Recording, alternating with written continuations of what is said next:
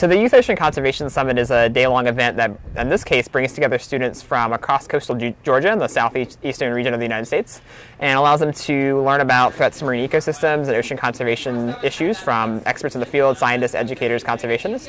And they're able to work with their peers and alongside mentors from those organizations to develop action plans for their own ocean conservation projects they can take back and implement in their local community.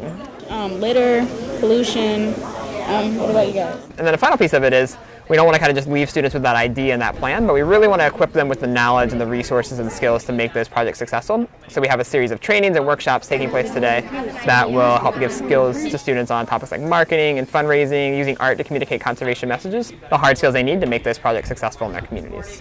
Mainly focusing on limiting industrial pollutants and rebuilding habitat, as well as raising public awareness of because most people don't realize that sturgeon are an East Coast species as well, and we have both Atlantic and shovelnose sturgeon. And one of the issues that really stood out to me was the issue of fishing line entanglement of wildlife. Improperly disposed of fishing line can take up to 600 years to decompose if it enters the environment. So during that time it can have a devastating impact on dolphins, sea turtles, birds, and also on inland wildlife as well, not just things that live on the coast. So at the time I worked with a research scientist to create an idea for a personal size fishing line recycling bin.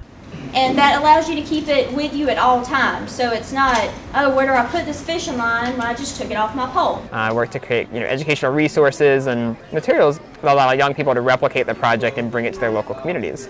And for me, it was really that work and that enthusiasm from the students involved in that project that led me to want to create the first Youth Ocean Conservation Summit down in Sarasota, Florida. And that continued enthusiasm of the young people involved is what's just driven the expansion of all of these programs.